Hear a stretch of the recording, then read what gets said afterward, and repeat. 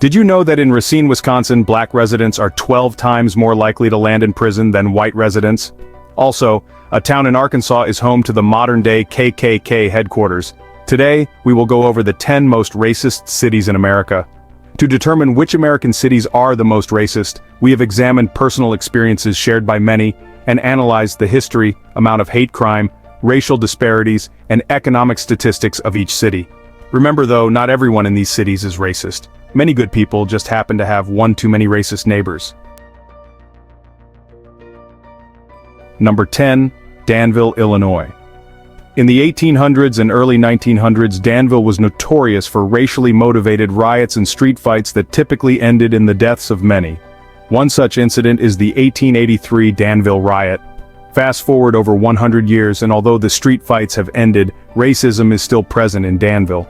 In May 2022, a group of protesters displayed a White Lives Matter sign. On the same day, a gunman, allegedly fueled by racism, shot 13 people in a supermarket situated in a predominantly black neighborhood. Aside from public displays of racism and violence against people of color, Danville's census figures also tell a tale of racial discrimination. Danville has one of the widest gaps between white and black residents in terms of education, income, and health in all of Illinois. For example, while 75% of all white families in Danville are homeowners, only about 31% of black families own their homes. Also, while about 20% of Danville's white population lives below the poverty line, nearly 50% of the city's black residents fall below that line. If the figures don't mean much, maybe the personal experiences of others will. A person of color who visited Danville with their family had this to say on TripAdvisor about a local inn: "They stole my $150 deposit and told us our kind wasn't welcome. Very rude workers, very racist, and need to be shut down if you ask me. I will never stay at this location in Danville, Illinois again, and I'm going to file a lawsuit." Number 9. Rochester, New York. It is the 21st century, and from the Burning Man Festival to Louisiana Mudfest, party concepts are getting crazier with each passing second. The only kind of parties we didn't expect to exist are racist parties, but as it turns out, they are still around. In July 2022, a wealthy Rochester couple was accused of throwing a racist party, which speaks volumes about the alarming level of racism in the city. According to ACT Rochester's Hard Facts, the racial disparities in Rochester are deeper and broader than in New York and the US as a whole. In Rochester, African American children are more than 4 times as likely as whites to be in poverty, and Latino children experience poverty at an alarming rate of more than 3.5 times that of white children. Furthermore, both African Americans and Latinos experience poverty at rates that are more than 3 times that of white residents. These alarming racial disparities also manifest in residents' life expectancy. According to research from the Rochester Area Community Foundation in Monroe County, your chances of dying before 65 are 46% if you are black, 52% if Latino, and only 26% if white. Needless to say, Rochester definitely earned its place on this list. Number 8. Fresno, California. Seeing how California is home to a total of 74 hate groups, making it the state with the most hate groups in all of America, it should not come as a surprise that one of its cities has earned a spot on this list. Being California's 5th largest city, Fresno is often in the spotlight, but for all the wrong reasons. Over the last 2 decades, more than 3/4 of the reported hate-driven crimes in Fresno County, 268 out of 355 incidents, have been perpetrated in Fresno, and the majority of these crimes were reportedly fueled by racism. For nearly as long as these hate-fueled crimes have persisted, people of color residing in Fresno have told the story of the racial divide in the city. To support this claim, Alan Autry, a former mayor of Fresno, used the term "a tale of 2 cities" when asked to describe the disparity in income, economic investments, property value, and quality of life between North Fresno, an area that is home to Fresno's white population, and South Fresno, the part of the city that is mainly populated by communities of color. Today, census numbers show that only 13.76% of Fresno's white population is below the poverty line, as opposed to 33.19% of the black population and 28.02% of the Hispanic population. Number 7. Trenton, New Jersey. Trenton is the capital city of New Jersey and unfortunately, also the 7th most racist city in America. One of the many ways racism rears its ugly head is racial profiling. In March 2022, an unarmed black man, identified as Jajawan R. Henderson, became a victim of this racial injustice after being shot and paralyzed by officers from the Trenton Police Department while grabbing an iced tea from a car. Aside from racial profiling and police brutality, racism in Trenton manifests in the form of systemic racism in housing, employment, and healthcare. For example, during the pandemic, studies showed that Hispanic New Jerseyans were most likely to have contracted the virus, while Black New Jerseyans were more likely to have died or been hospitalized from it than other residents. According to experts, these disparities persist today because systemic racism is deeply rooted in nearly all institutions in Trenton. Number 6. Peoria, Illinois. From an assistant fire chief who gained negative attention for using a racial slur on camera, to the president of an insurance company who faced backlash for making a racist post on Facebook about the Super Bowl halftime performance, it's safe to say that racism is at an all-time high in Peoria. As is common in most racist cities, there is a clear divide between the white population of Peoria and residents of color, most of whom live in the South Side, a low-income neighborhood reserved for residents living below the poverty line. The median family income for South Side residents is less than half of the average resident's family income, and only 32.6% of black residents own their homes compared to 76.1% of white residents.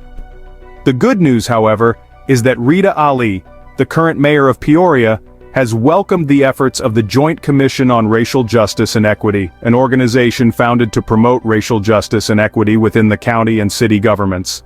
Hopefully, the organization's efforts will soon begin to make significant progress in the right direction. Number 5. Racine, Wisconsin.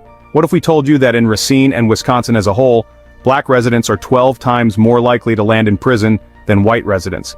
Does this mean that white residents commit significantly fewer crimes? Probably not. According to experts, these deep disparities result from pervasive racial bias in the state's criminal justice system. If you thought the glaring racial disparities in Racine only affect the prison system, you couldn't be further from the truth. Even high schoolers in this city are deeply affected. Nearly every year, students of color who attend Racine Lutheran High School come forward to say they have been harassed and dehumanized, yet not much seems to have been done about it. On the aspect of numbers, things don't look good either. Census figures show that black families make, on average, around $26,880, which is less than half of the $63,507 average income of white families.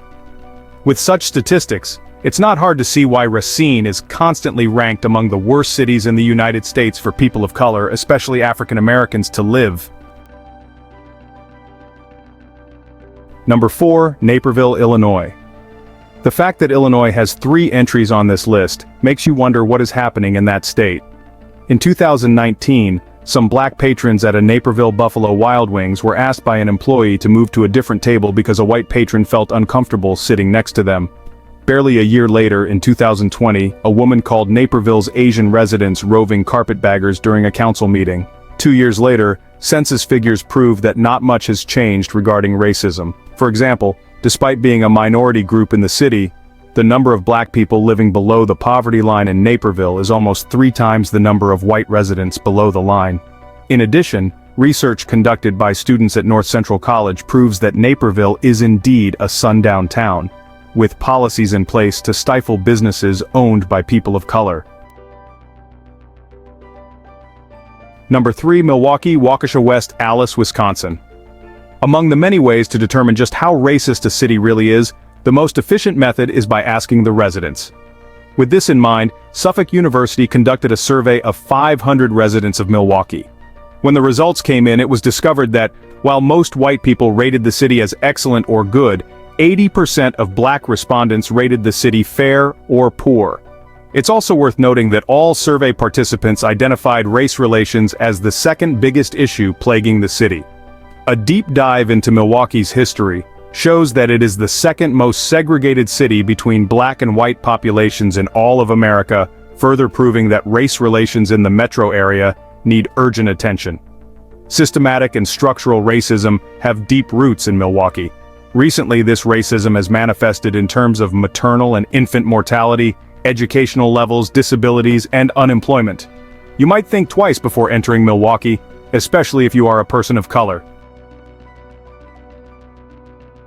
Number 2, Harrison, Arkansas. Previously known as a sundown town where Black Americans faced the threat of death if they were outside after dusk, Harrison is either the most racist city in America or the second most racist, depending on whom you ask.